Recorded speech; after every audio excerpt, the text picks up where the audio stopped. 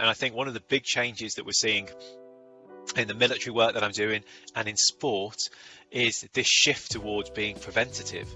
If you look at Olympic sport in the UK and around the world, they often talk about the 1 or 2 percenters. So this idea of how do we get that 1% improvement in performance?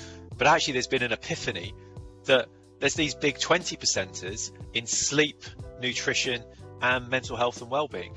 And actually, if we can get those things right, it makes people far more resilient and far more robust, and they can cope far more effectively with stress. So Olympic sport in the UK has started, for some of the sports, they're starting to produce beds on the go for athletes. So they go around the world, they're taking mattresses, duvets, pillows that they sleep with at home, so those things don't change. Because you go and stay in a hotel, you don't sleep as well as you sleep at home. It might only last a couple of days, but that could be the difference. So making sure that these athletes are getting 7 to 9 hours sleep, because all other things being different, getting to 7 to 9 hours sleep makes a big difference in terms of your ability to perform. In the same way that if you don't get that but put a nap in during the day, that increases your mental performance as well. We know that hydration is really important. So if you're not drinking enough water, your mental performance can fall by 1 to 2% without you even knowing. That's just by not consuming enough water. Balanced diet's another good one. That getting the right vitamins and minerals, they all do a job in the brain. So if you're not getting that balance, you're not putting the right fuel in the brain as well. And the other thing that's got very big in sport in the last 5 years is a really big focus on the importance of mental health and well-being. Now, obviously it's because we care about people, and obviously as a psychologist I care about people, but if I care about a person's ability to perform and do their job, I care about their mental health, because people who are mentally healthy can perform to a higher level. They're more resilient, they can cope with greater stress, and as a result their productivity is higher. So in any organisation, why wouldn't you care about people's mental health and well-being? Because by doing that, you increase their capacity to function at a higher level and to cope with more stress.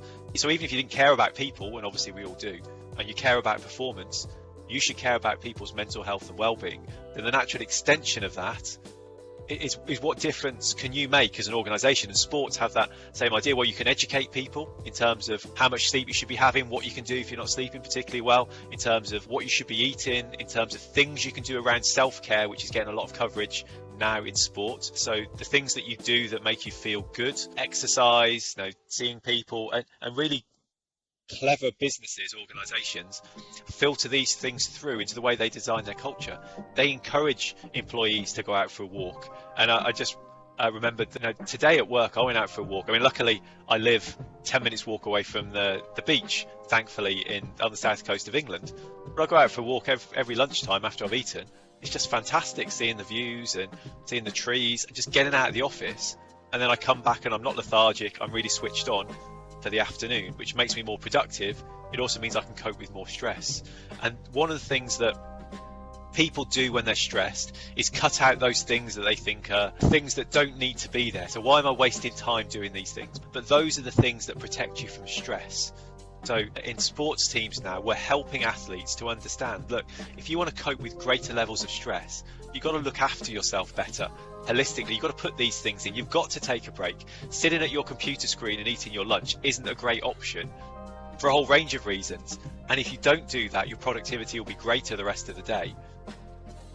But we need to help people to understand that, which is where sport is investing a lot in performance lifestyle advisors, personal development advisors, to help people develop their own action plans for their life, which isn't just about their sport. So they've got that, but recognising that people don't exist in isolation.